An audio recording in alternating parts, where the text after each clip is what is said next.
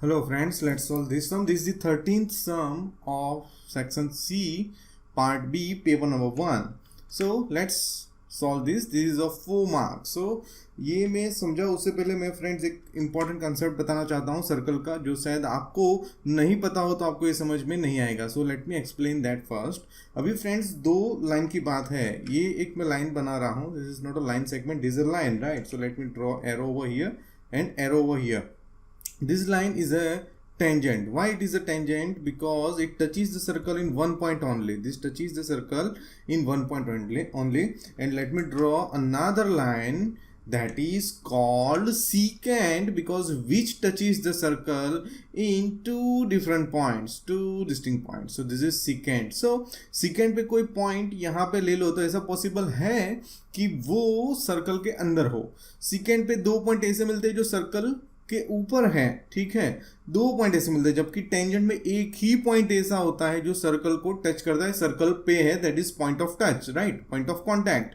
सो ये important concept मैं बताना चाहता था. अभी फ्रेंड्स हमें हमारे समय ये प्रूव करना है कि ये जो रेडियस ओ ए है, ठीक है, उसको ये टेंजेंट एल, यानी कि जो लाइन एल है वो टेंजेंट वाली लाइन है, वो परपेंडिकुलर है, यानी this is 90 angle, this is right angle, that's what I want to prove. So सबसे पहले हम क्या करेंगे, तो ये जो इन्फॉर्मेशन हमें क्वेश्चन में दी है उसके हिसाब से हमने डायग्राम बना दिया. Centre O, this is line L, here point A, that is point of contact, and this is P. अभी फ्रेंड्स सबसे पहले हम लिखेंगे गिवन हमें क्या दिया हुआ है. So line L is tangent to the center O radius R. This is read as center O radius R at point A. So ये tangent है वो center O radius R को point A में टच करता है. So point A is point of contact. अभी friends उसके आगे हम जाते हैं.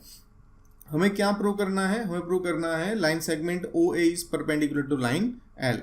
अभी प्रूफ देते हैं. अभी सबसे पहले friends let P belongs to L. P पे कोई पॉइंट ऐसा ले लो जो P इक्वल्स टू ए नहीं है, यानी दोनों पॉइंट सेम नहीं है.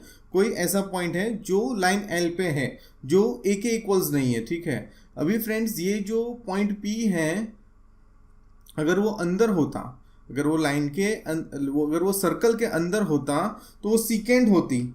ये लाइन L अगर सीकेंट होती तो ही वो सर्कल के अंदर हो सकता है पॉइंट P, बिकॉज यहाँ तो टेंजेंट में लेंगे तो सर्कल के बाहर ही आएगा. सो वी कैन से कि जो पॉइंट P है वो इंटीरियर में नहीं है, then L will be a secant. अगर सीकेंट होती तो ही पॉसिबल है, जबकि हमें गिवन में दे दिया गया है कि ये तो टेंजेंट है, ठीक है. So point P can not be in the interior of the circle.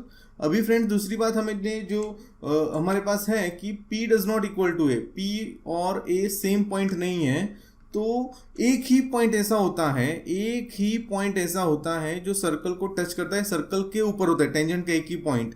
तो दूसरा पॉइंट जो है वो एक्सटीरियर में ही होगा, ठीक है, वो सर्कल के ऊपर नहीं है, सर्कल के अंदर नहीं है point P. So we can say it's in the exterior of the circle.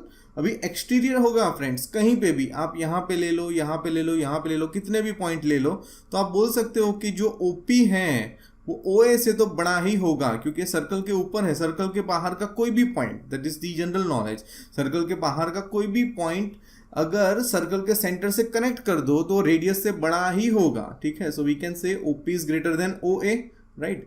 And ये जो कंडीशन है फ्रेंड्स, जितने भी पॉइंट आप ले लोगे यहाँ पे सब में कंडीशन फुलफिल होगी, वो ग्रेटर ही होगा. एक ही पॉइंट A ऐसा मिल रहा है कि जो सर्कल के ऊपर है. सो compared to all the